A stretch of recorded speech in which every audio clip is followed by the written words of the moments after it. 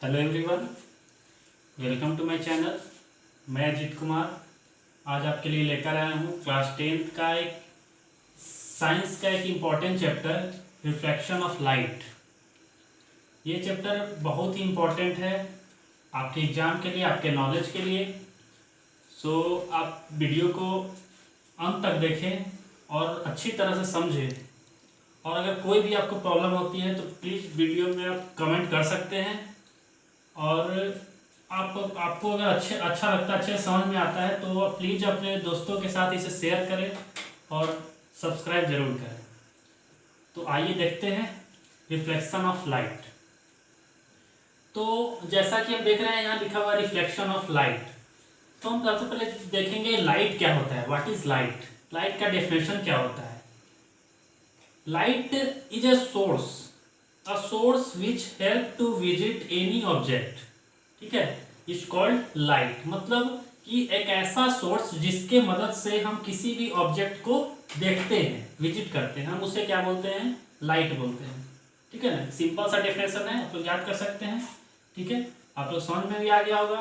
कोई भी ऐसा सोर्स जिसके हेल्प से हम किसी भी ऑब्जेक्ट को देख पाते हैं। ठीक है, अगर लाइट ना होगी तो हम घर में रखे हुए किसी भी चीज को नहीं देख पाएंगे।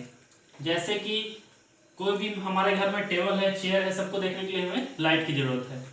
ठीक है, तो यही होता है लाइट।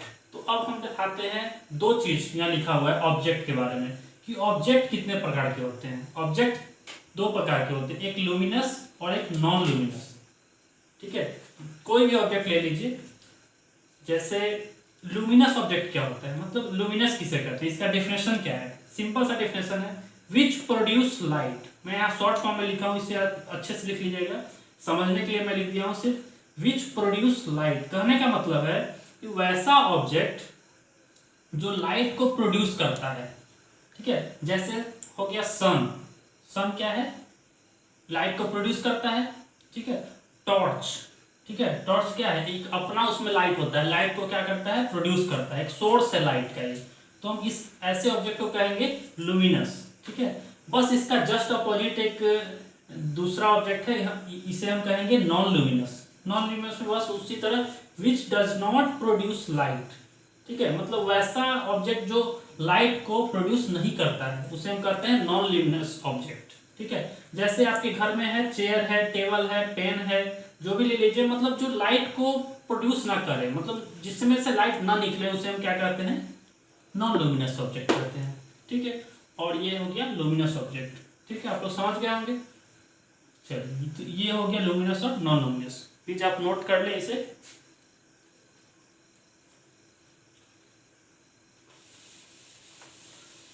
अब हम देखेंगे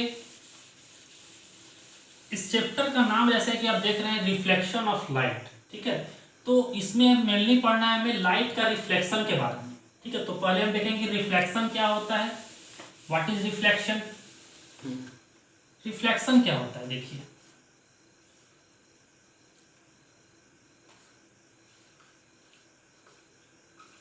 रिफ्लेक्शन, जैसा कि नाम से ही पता चल रहा है, रिफ्लेक्ट होना। मतलब कि अगर हम किसी रे ऑफ लाइट को, किसको, रे ऑफ लाइट को, मतलब मान लीजिए कि यहाँ से कोई हम टॉर्च ले लिए और यहाँ से क्या किए, टॉर्च को जला दिए। ठीक है, और नीचे मान लीजिए कि कोई सरफेस है, सरफेस मीन्स कोई टेबल है। ठीक है, कोई टेबल ले लीजिए।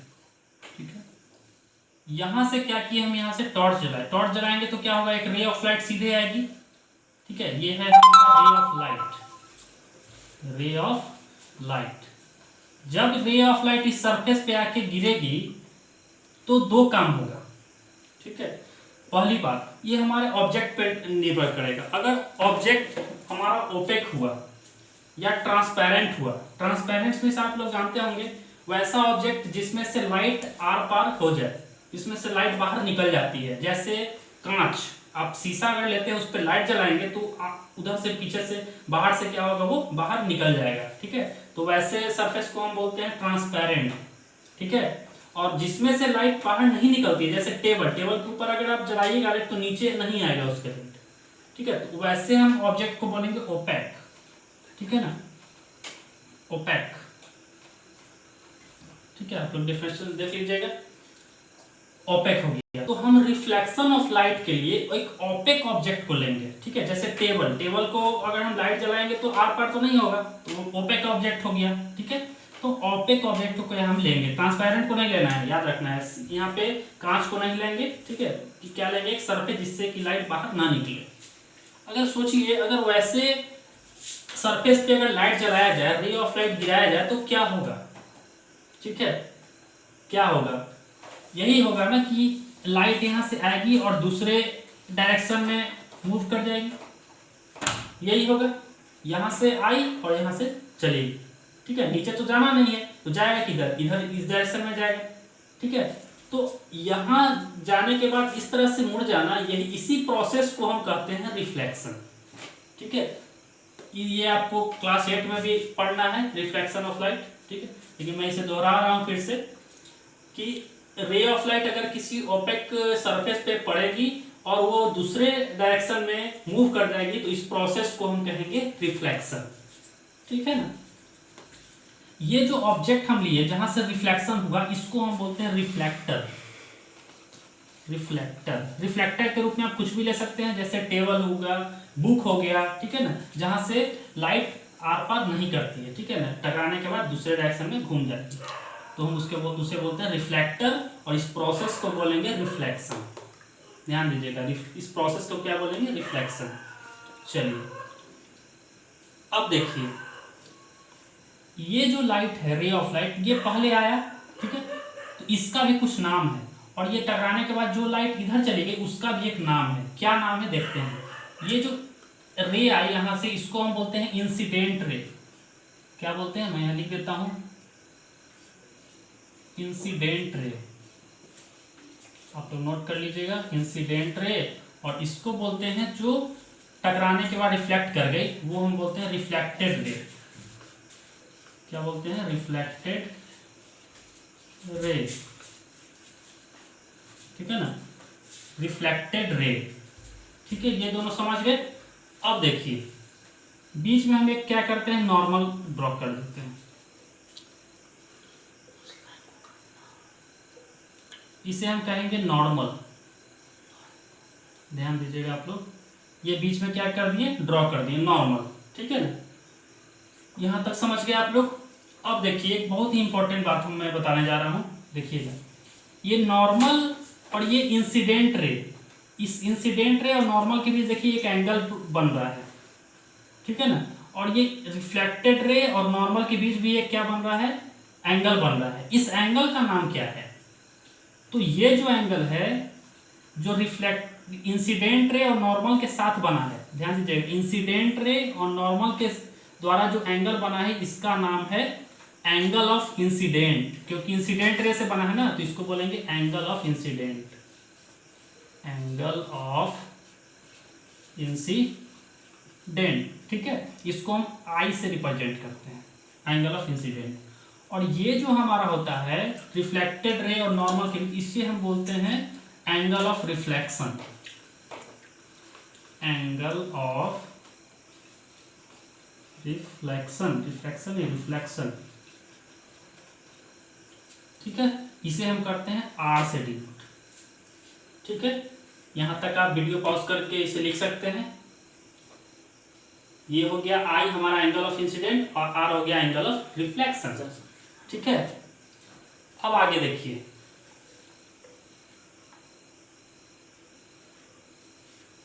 इसे प्लीज आप फिगर ड्रॉ कर लीजिएगा अपने पेपर पे, क्योंकि इसके बाद जो मैं पढ़ाऊंगा इसी से रिलेटेड है।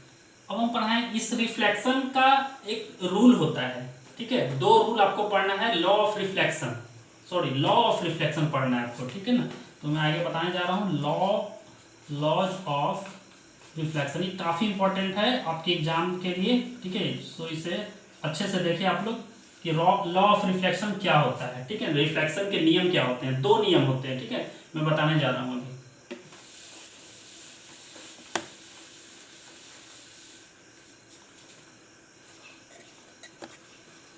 लॉ ऑफ रिफ्लेक्शन,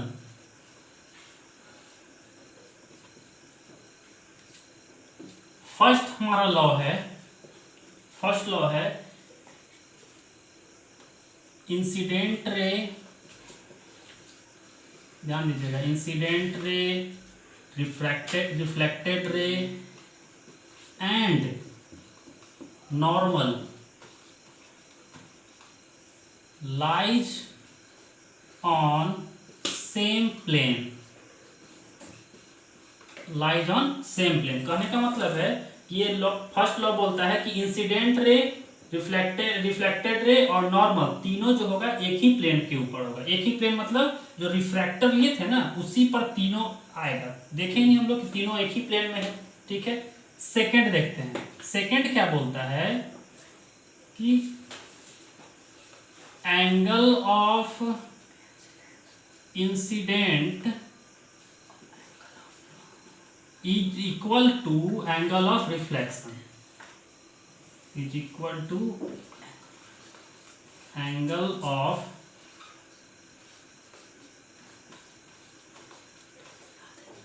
रिफ्लेक्शन, ठीक है।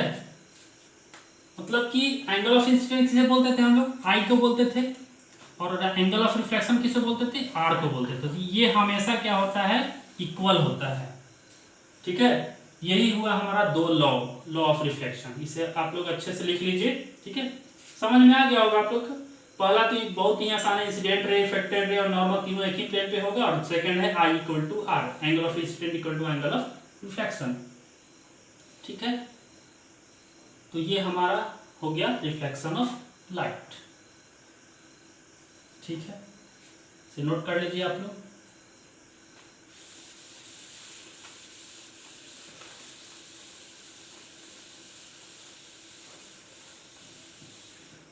ये था आपका रिफ्लेक्शन ऑफ लाइट। इसके बाद आपको इस चैप्टर में पढ़ना है मिरर के बारे में, ठीक है, मिरर के बारे में। ये खत्म हो गया आपका रिफ्लेक्शन ऑफ लाइट। आगे पढ़ना है आपको मिरर के बारे में, ठीक है। मिरर क्या होते हैं, कितने प्रकार के मिरर होते हैं, क्या इसका यूज है मिरर का, ठीक है ना, वो हम लोग देखेंगे अगले वीडियो में, ठीक है। तो प्लीज आप लोग इस वीडियो को अच्छे से देखिए, अंत तक देखें, ठीक है। अगर कोई भी दिक्कत हो आप प्लीज कमेंट कर सकते हैं। और इसके बाद में और इम्पोर्टेंट टॉपिक पढ़ाऊंगा मिरर, जो कि और एग्जाम में ज़्यादा ही ज़रूरत है उसकी, ज़्यादा इंपॉर्टेंट है, इसलिए प्लीज़ उसको भी ज़रूर देखें आप लोग। और वीडियो को कमेंट करें, लाइक करें और शेयर ज़रूर करें। Okay, thank you.